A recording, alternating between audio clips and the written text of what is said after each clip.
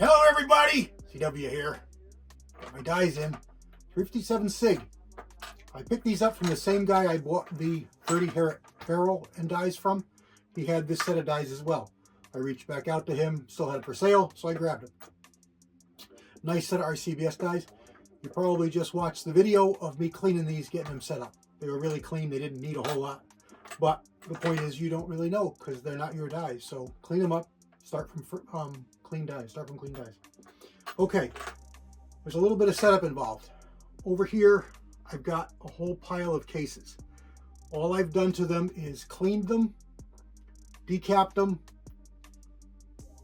annealed them, and some of them I've trimmed. Turns out I'm going to have to go back and trim the rest of them and then final trim them. The final trim is done here by hand. I'll show you all that today. We're just going to be making cases, and we're going to be properly setting the shoulder to fit in the barrel. Now in my case, I got 2 barrels, so I'm going to have to do this twice, and I'm going to have to watch all the brass because the brass from this gun may or may not fit the other gun.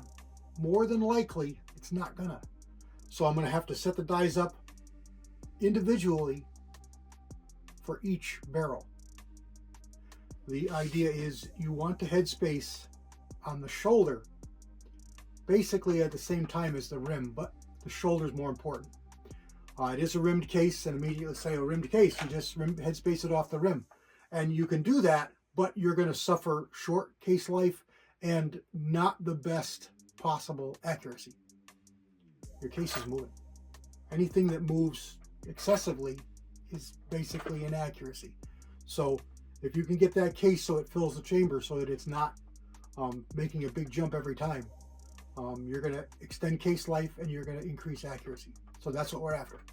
So I'll show you how to do that, setting up these dies, show you the changes I made and what needs to be done. It's a little bit labor intensive, which is part of the reason not a lot of people like the Herretts. But it's really only needs to be done once. You have to set the dies up each time, but it's simple once you have a setting. Once you have it done once, it's pretty simple to get back to it. Trimming the cases, all that. You got to trim them for length as they grow, but you have to do it with every caliber. The stuff I'm going through now, all this is a one-time thing. So once it's done, it's no different than any other caliber. But creating that brass, it's a wildcat. Creating this brass is what you have to do. So to do it on the mech, RCBS dies, standard full length RCBS dies, nothing special. The cases are 30-30. I've got a mix of Winchester and Remington. They're separated. The reason I did that is Winchester is going to be for one barrel. Remington is going to be for the other barrel. Simple. So we're going to just go through a batch. I don't know what we're going to do for numbers. It doesn't matter. You're only going to see a couple full length all the way through, and then I'm going to do them in speedy mode. Whether I go through the whole thing with you or not remains to be seen. See how long we go. Speedy mode doesn't take up much time, so we'll probably finish the whole batch of one brand. But I'll show you hows and whys, and we'll go over that. So stand by. Okay, we're going to start out with 4 cases.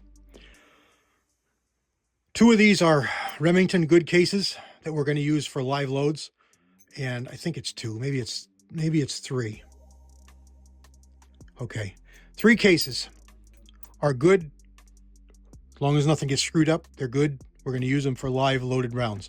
2 of these are Federal case heads. These are going to be used as dummies.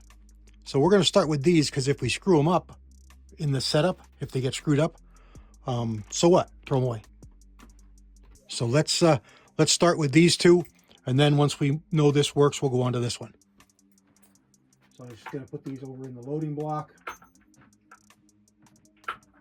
And let me show you what I got. So I've run these through cleaning, decapping, annealing, and I opened the necks up to 35 caliber. And then I final trimmed them to 1750. Because what I was finding was, with my rough trim in 30 caliber, my rough trim for length was like 1780 or 1780.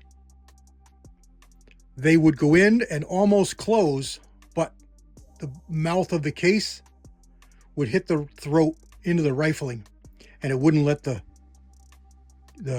gun close. And that's part of what we do when we set up. You'll see it in a second. But it was a false, because it was the case mouth not allowing the chamber to close, not the shoulder being too long. Okay?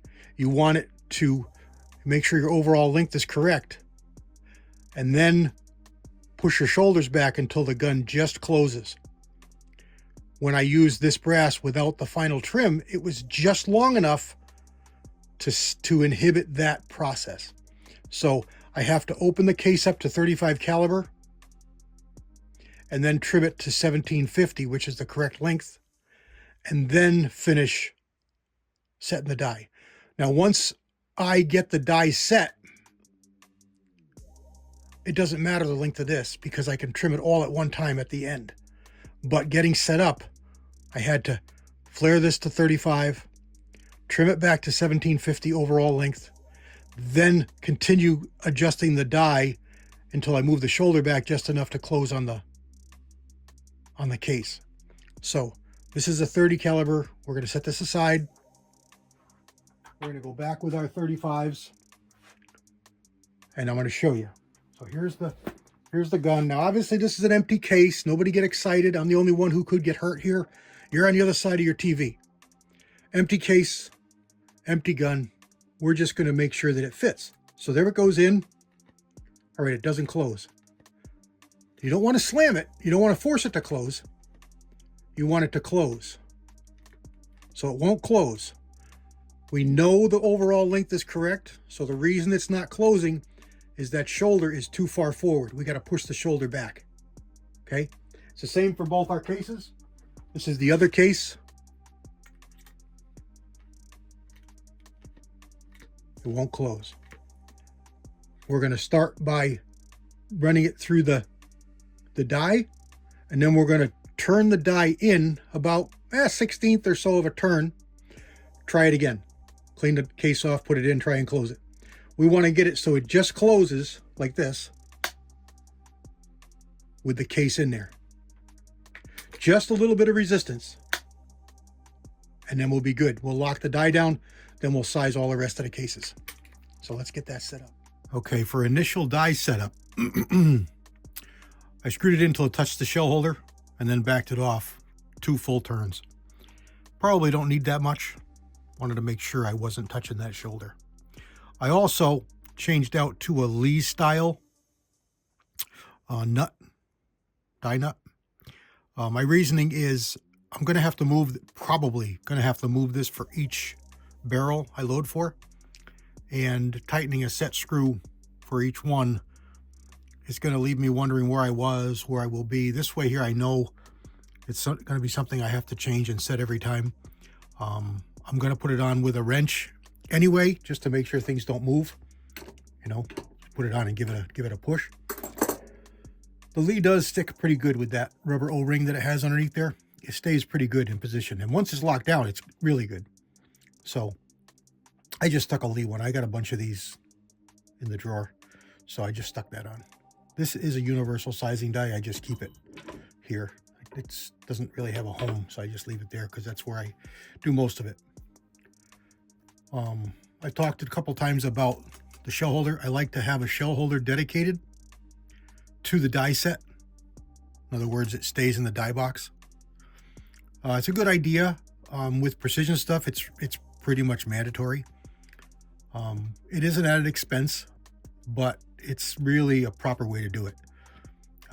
You'll hear me talk down about Lee a lot, but Lee pretty much includes shell holders in a lot of their die sets, and it's a really good thing to do. So there you go. Okay, so ram up, screw the die in until it touches, back it off 2 turns just to be safe. When you run the brass up in, you check it in the chamber. I'll show you that now. and we'll turn it in a little bit, do it again, turn it in a little bit, do it again. It's going to be a trial and error. It's going to be a lot of back and forth, back and forth, back and forth. So we'll do it once, and then I will put you in speedy mode, and I'll go through until I get it to just to close, and then I'll bring you back and show you. So let me get the camera positioned a little better, and stand by. We're just going to take a little bit of lube up the case, put it in the shell holder, rub my finger across here just to put a little bit of lube in the case neck, run it down to the die all the way down, all the way back up and out, wipe off the lube, just because you don't want to be gumming up your chamber. Just clean it off. I like an old t-shirt sleeve. Works good because you can stick it on your hand, it stays there. Now we're going to take the gun again and drop it in and carefully close it. Doesn't close, doesn't latch. Again, this is latching. Okay, that latched. Put the case in, won't latch. Now we know it's not overall length because we trimmed this.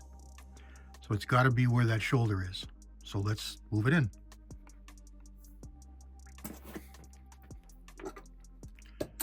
Back off your nut, turn it in. You know, a little bit. Just go a little though. You don't want to overdo it, because if you go past and it just chambers and closes up easy, you want too far. You got to back it off and try it again. So again, just going to put a little lube in my fingers, lube up the case. I just touch my finger into the lube and run it on. And then take any excess and just rub it across the case mouth. Run it back up into the die. Take it out. Wipe it off.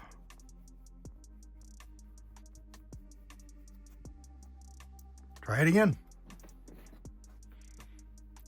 Keep repeating till you get it. Who knows if it's 10 times, twice? Who knows? Put you in speedy mode and just watch.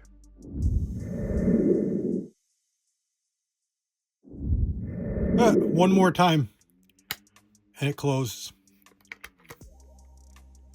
So that's it. I did it one more time and it closes.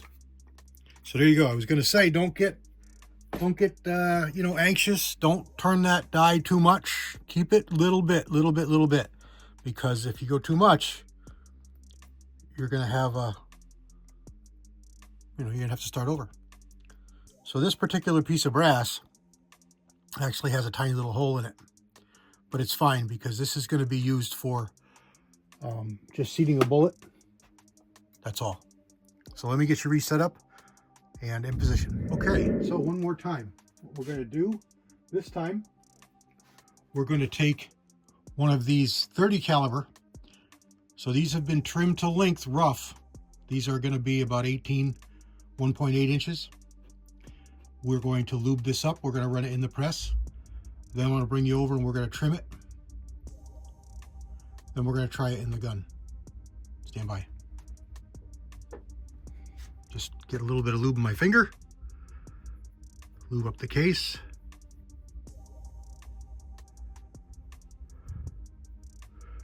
Put it in the press. A little bit of lube. The case mouth, just wiping off your finger. Okay, now we're going from 30 to 35. So you can see there. Let me get you in position. I'll leave you zoomed in just for this little bit here. We're 30 caliber.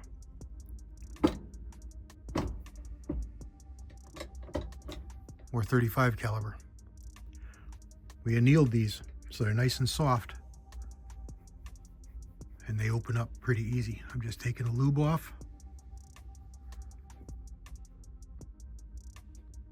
We'll go over here to the trimmer. This is the Hornady trimmer. Put your case in there, run it into the collet, push this up, this tightens that up, give this a spin. Done. pull it out, take this out, deburr the case. I like to use my RCBS Boss. Turn it on. Inside, outside.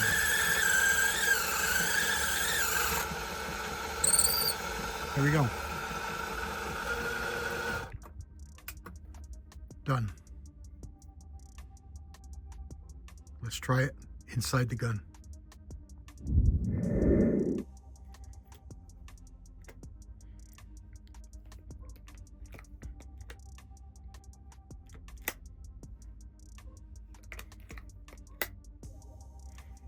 Just a nice crush fit. It just barely closed. Closes nicely. We are all set. Works good. I'll do one more just to be sure, but I'm pretty sure we're all set. That's just what you want. So that is definitely touching on the shoulder and definitely touching on the rim. Here we go. Stand by. I didn't show you the overall length measurement. Right on 1.750. Here we go. Well, bummer. I meant to thought I hit slow mode there, speedy mode, and I guess I didn't. I'm trying to use the camera a little bit higher and I can't see the lens to see what, or the viewer rather, to see what it's actually set on, and it didn't go on. So I got everything done. Everything's trimmed, sized, drops in the gun, and I even primed everything. So I'm ready to load, but that's going to be a separate video because YouTube doesn't like that stuff. So this is going to be a safe video for YouTube, and we're just going to do the forming of the cases. So that's going to conclude this video, and we got a messes to clean up, and I'll get all this cleaned up and we'll go on to loading. I'll do a separate video. God bless everybody. Thanks for watching. Hope this is finding interesting for you. Let me know in the comments if you've ever done this. This is the caliber you've used. Got a couple of great comments already, and I really like it. It really gives me inspiration to drive forward and keep doing these kind of things. Hope somebody's getting something out of them, so they're finding it interesting, and love to hear it. So that's it. God bless everybody. CW out.